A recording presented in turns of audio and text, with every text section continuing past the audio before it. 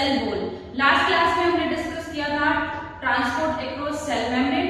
हमने eukaryotic cell का structure start किया था, जिसमें हमने प्लाज्मा मेम्ब्रेन के स्ट्रक्चर को, उसके फंक्शंस को कंप्लीटली डिफाइन कर लिया है, डिस्कस कर लिया है। इस क्लास में हम डिस्कस करेंगे about the cell wall.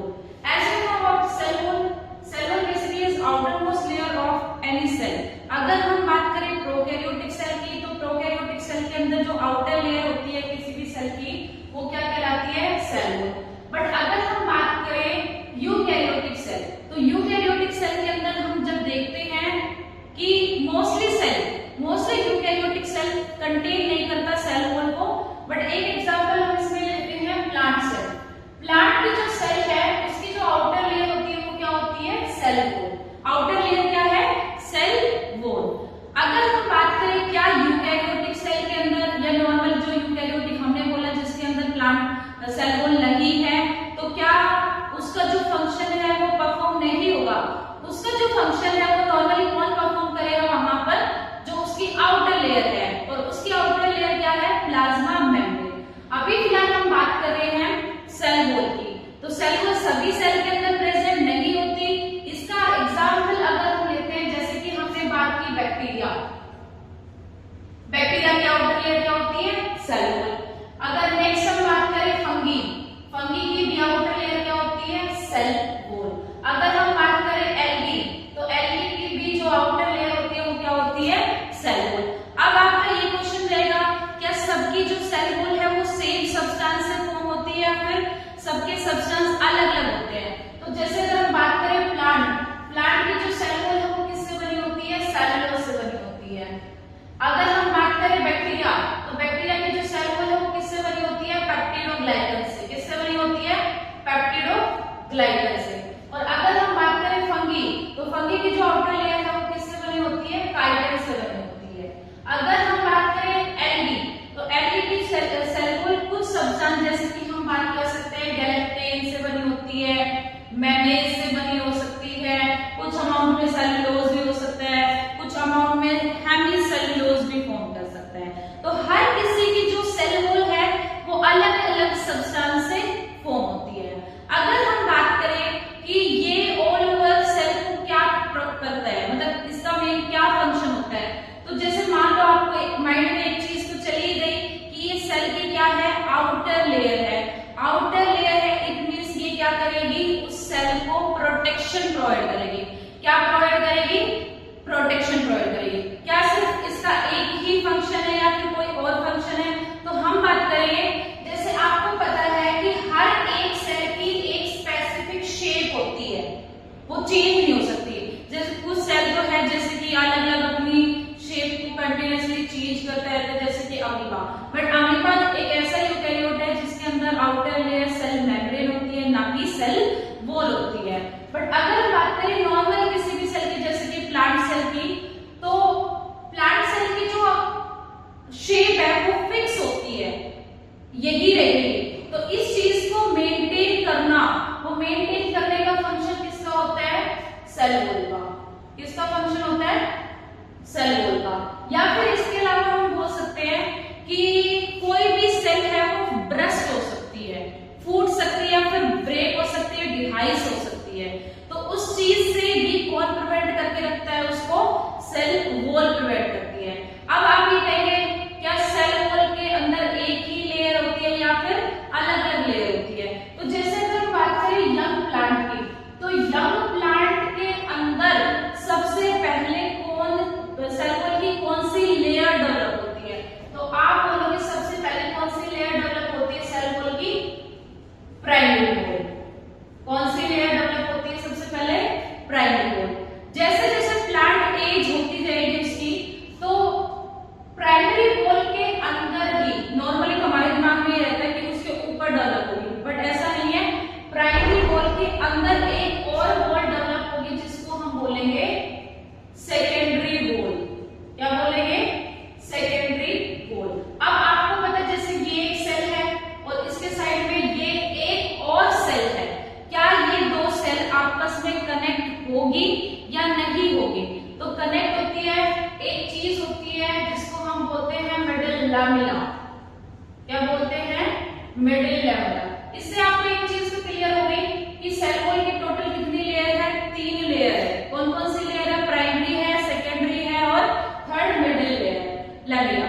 Total कितनी लेयर फॉर्म होकर सेल वॉल को बनाती है, 3 लेयर। अब जो मिडिल लेयर है बेसिकली वो सेल प्लेट का फॉर्मेशन करता है। किसका फॉर्मेशन करता है, सेल प्लेट का फॉर्मेशन करता है, जिसकी वजह से दो एडजेसेंट सेल, प्लांट की जो दो एडजेसेंट सेल है वो आपस में क्या हो जाती है, कंबाइन हो जाती है। और ये जो कनेक्शन है between two adjacent cell of plant cell, that is plasmodesmata.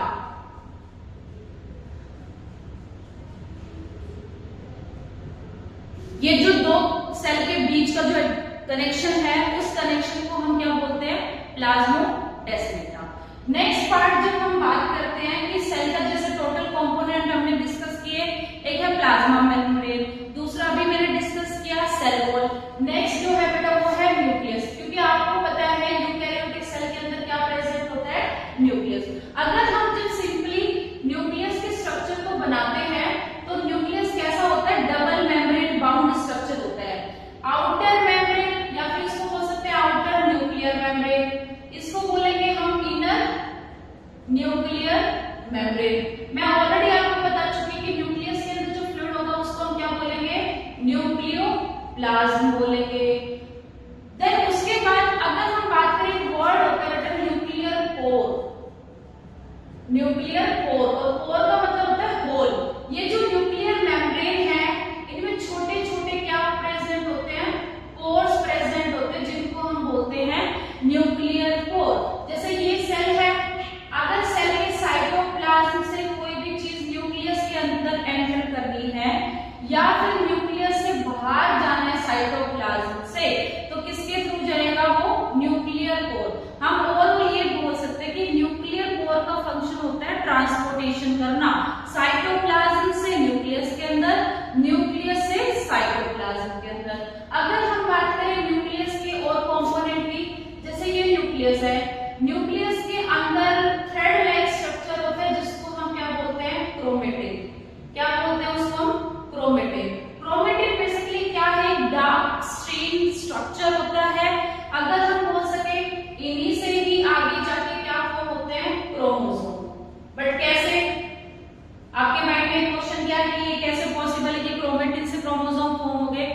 अगर कोई सेल रेस्ट पे है, इट मींस उसके अंदर सेल डिवीजन का प्रोसेस नहीं हो रहा, तो क्रोमोसोम ऐसे बंच बनाए रखते हैं, उलझे हुए रहते हैं, और एक मास जो बनाया हुआ है, जो स्ट्रक्चर बनाया हुआ है, उसी को ही हम क्या कहते हैं, क्रोमेटिन। जैसे ही मान लो इस सेल के अंदर कौन सा प्रोसेस स्टार्ट हो गया, सेल डिवीजन का प्रोसेस स्टार्ट हो गया, तो ये जो क्रोमोसोम है ये कंडेंस होना स्टार्ट हो जाते हैं। कंडेंस का मतलब होता है सुलझने स्टार्ट हो जाते हैं और क्या बना लेते हैं, क्रोमोसोम का फॉर्मेशन कर लेते हैं। अब जो क्रोमेटिन है बेटा वो दो टाइप के होते हैं, यूक्रोमेटिन और हेट्रोक्रोमेटिन। कितने टाइप के बताया मैंने आपको, दो, यूक्रोमेटिन एंड हेट्रोक्रोमेटिन। इसमें से एक डार्कली स्टेन है और एक लाइटली स्टेन है। जैसे अगर कोई चीज बहुत ज्यादा उलझी हुई है, बहुत ज्यादा, तो इट मींस उसका कलर आपको डार्क दिखाई देगा। अगर कोई चीज धागे थोड़े दूर दूर है तो आपको लाइट कलर दिखाई देंगे,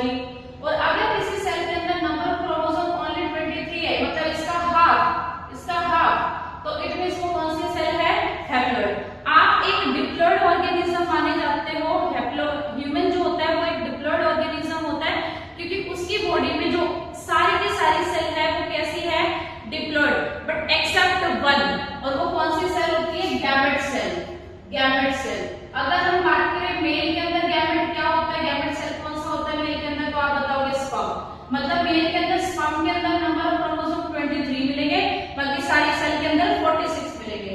और अगर मैं फीमेल गैमेट की बात करूं तो वो बताओगे आप ओवम के अंदर 23 क्रोमोसोम मिलेंगे, बाकी सारी सेल के अंदर नंबर ऑफ क्रोमोसोम कितने मिलेंगे?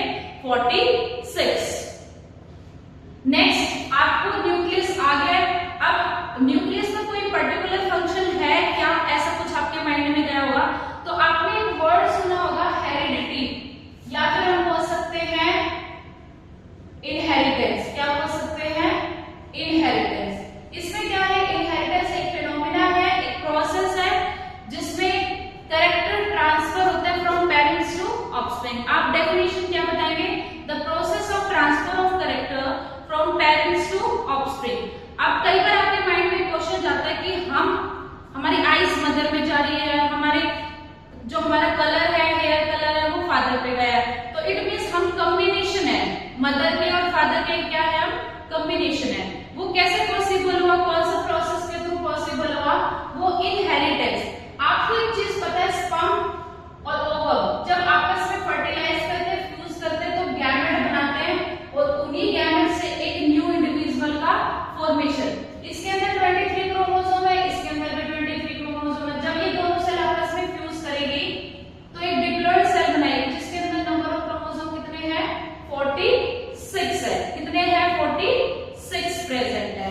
अब एक डिप्लॉइड ऑर्गेनिज्म है, जैसे ये नया एक इंडिविजुअल बना है, तो इसकी भी सारी की सारी सेल कैसी होगी? डिप्लॉइड सेल ही होगी, except by that is gamete cell. और अगर हम बात करें क्या न्यूक्लियस का सिर्फ एक ही फंक्शन है?